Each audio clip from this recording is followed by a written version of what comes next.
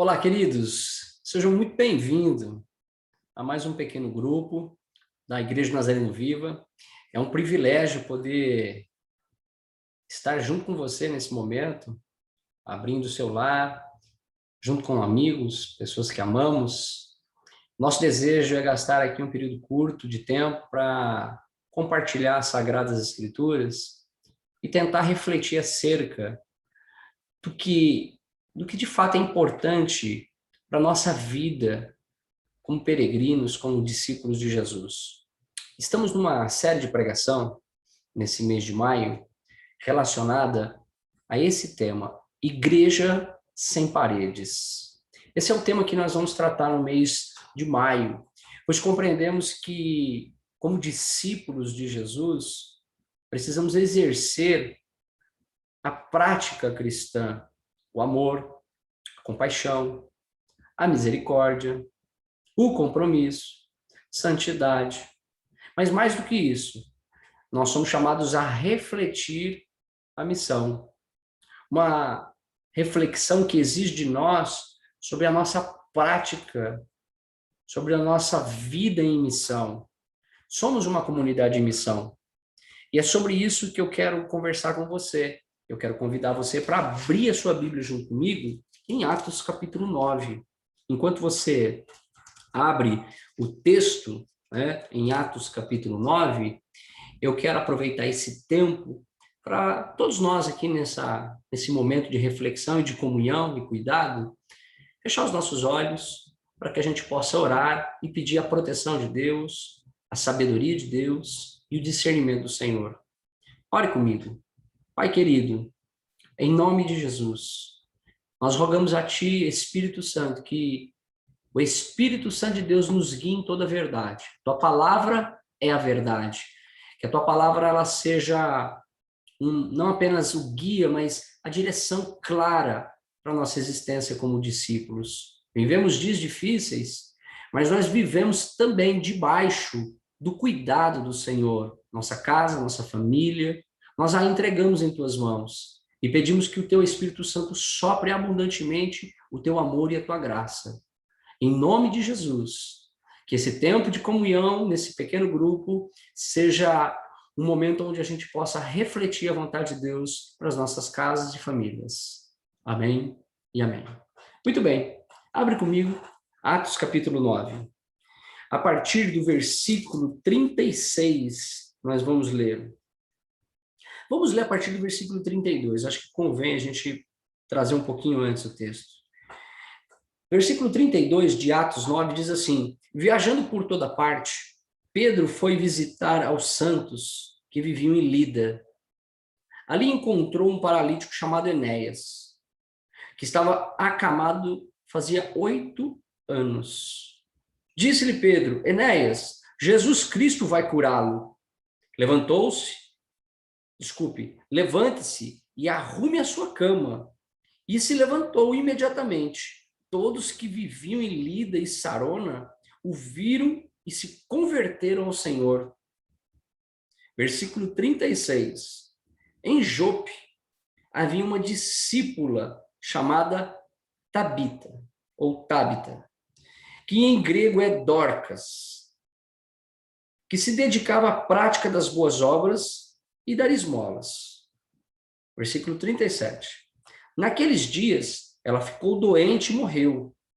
E seu corpo foi levado e colocado num quarto no andar superior. Lida ficava perto de Jope.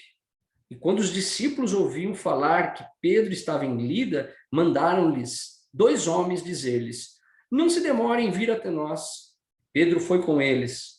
E quando chegou, foi levado para o quarto no andar superior. Todas as viúvas rodearam, chorando e mostrando-lhe os vestidos e outras roupas que Dorcas tinha feito quando ainda estava com elas.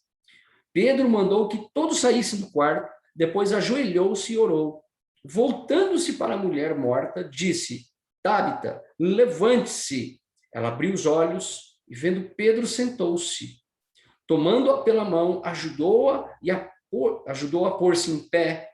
Então chamando os santos e as viúvas, apresentou-as viva. Este fato se tornou conhecido em toda a cidade de Jope, e muitos creram no Senhor.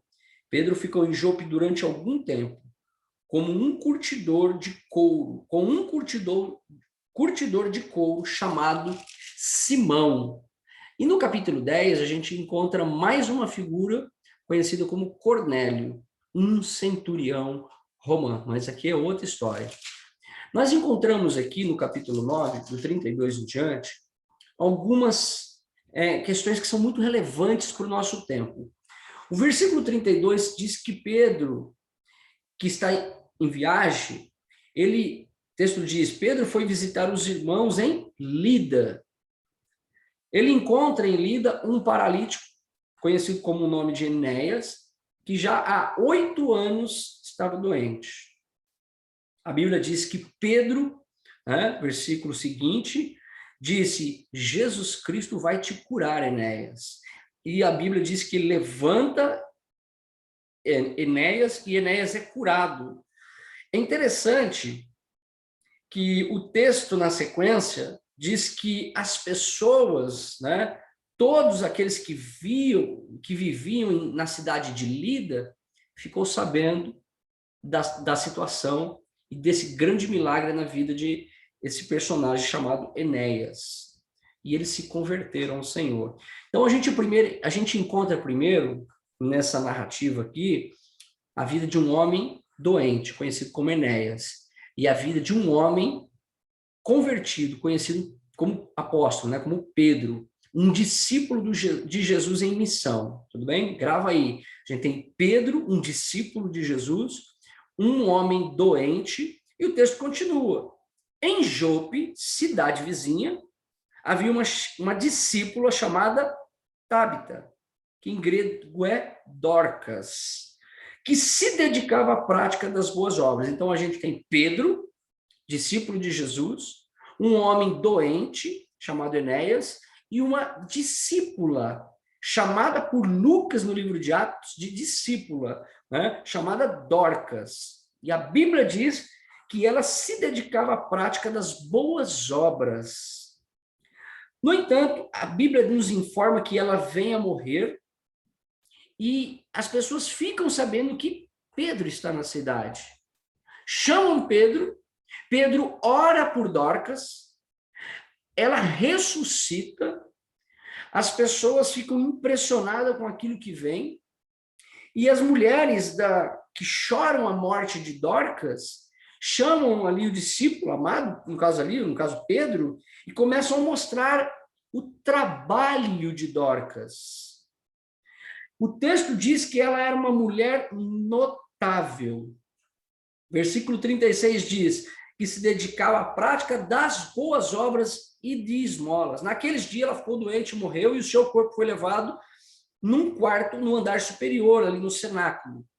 Lida ficava perto de Jope, e quando os discípulos ouviam falar que Pedro estava em Lida, mandaram-lhe 2 homens dizer, não demorem em vir até nós. Pedro foi com eles, quando chegou, foi levado ao quarto andar superior. Todas as viúvas rodearam a Pedro, chorando e mostrando os vestidos e outras roupas que Dorcas tinha feito, quando ainda estava com elas. Pedro mandou chamá-lo, no caso ali, Pedro mandou que todas saíssem do quarto, ajoelhou e orou, e ali um milagre aconteceu. Versículo 41 diz que ele toma pela mão, ajuda a se levantar, coloca ela de pé, e o texto informa para nós que todos os santos, as viúvas se apresentam, então chamando os santos e as viúvas, apresentou Dorcas viva. E olha o que acontece, versículo 42, este fato se tornou conhecido em toda a cidade de Jope, e muitos creram no Senhor. Pedro ficou em Jope durante algum tempo, com outra personagem, um curtidor de couro. Aqui a gente encontra um homem doente há 8 anos, um discípulo em missão, uma discípula conhecida como uma mulher notável em prática de boas obras, que vem a ficar doente e a morrer. As pessoas ficam sabendo que Pedro está ali, manda chamá-la, né? Manda chamá-lo, nesse caso, chamar Pedro. Pedro ora, a Bíblia diz que ela ressuscita, coloca-se e apresenta ela viva diante das pessoas. As pessoas ficam sabendo que ela está viva e as pessoas se convertem. Aqui, querido irmão, eu quero trazer algumas lições para nós. Como uma pessoa, no caso aqui, na figura de Dorcas, foi uma pessoa que movimentou uma cidade. Porque o texto diz que as viúvas apresentam a Pedro o trabalho dela. O trabalho de Dorcas era uma agulha e uma linha, ela era costureira.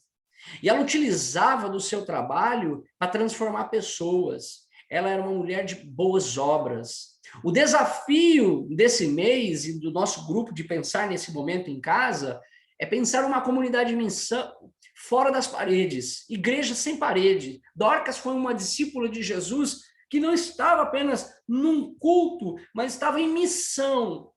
E as pessoas sentem falta de Dorcas com a morte dela e mandam chamar Pedro para orar por ela, e o milagre acontece. Novamente a gente vê um homem que responde ao seu chamado, Pedro. A gente vê uma mulher que responde à sua vocação através dos seus dons, através dos seus talentos. Dorcas entendeu de fato o que é se comprometer com o reino de Deus. O que é se comprometer com o evangelho. Dorcas multiplicou esperança. Dorcas recebeu o conhecimento dela de costura para transformar uma cidade, porque na morte de Dorcas e no milagre da ressurreição, muitas pessoas se converteram a Jesus. A pergunta que eu quero fazer para você é: o conhecimento que você recebeu, o que você tem feito? O conhecimento que você tem de informática, o conhecimento que você tem de línguas, as habilidades de cuidado, a sua liderança em gerir pessoas, os liberais profissionais, empresários, cozinheiros, mecânicos, professores, as mais diversas profissões, o que você tem feito para usar isso no reino de Deus? Ser igreja sem parede é, de fato, aceitar o discipulado de Jesus através da vocação cristã. Pedro era pescador e foi chamado para cuidar de pessoas, para cumprir o evangelho. Então, o desafio nosso é viver o reino de Deus com a marca da bondade, como Dorcas viveu. Permita que o evangelho se torne resposta de Deus no tempo devido na vida de pessoas vulneráveis. E para isso, eu quero que você pense comigo, e aqui eu quero que você responda em grupo agora, junto com seus amigos, né, essas 3 perguntas. Como que nós podemos exercer relevância fora das 4 paredes? Dorcas usou a sua profissão de costureira. As mulheres choravam, mostrando os trabalhos, a costura, as obras de Dorcas para Pedro. Elas sentiam falta porque elas sabiam quem era Dorcas, era uma mulher notável, uma mulher de prática de boas obras. Como exercer relevância fora das 4 paredes? Segunda pergunta, para vocês refletirem agora em grupo. Cite alguns exemplos que Deus usou para transformar pessoas através dos dons e talentos, ou seja, através da profissão. Você tem algum exemplo pessoal? Você conhece alguém que foi usado para trazer salvação na vida de alguém? Na vida de outra pessoa? Terceira pergunta. Como podemos nos comprometer com a agenda do reino de Deus? Afinal, nesse mês, estamos refletindo em uma igreja sem paredes. Um grupo de pessoas e discípulos que estão na sociedade transformando a cidade. Nossa cidade tem muitos desafios, muitas demandas. Precisamos de Dorcas, precisamos de Pedros, precisamos de pessoas que possam dizer sim ao evangelho para ser o instrumento de Deus. Querido, Deus abençoe. Eu espero que esse tempo junto agora entre vocês, o seu líder vai guiar essa conversa, o seu líder vai orar com você e vocês podem orar um pelo outro e aproveitar esse tempo a respondendo essas perguntas e refletindo no evangelho de Deus para nos desafiar a ser discípulos de Jesus. Deus abençoe a sua vida nesse tempo. Vai com Deus e reflita no evangelho de Jesus Cristo.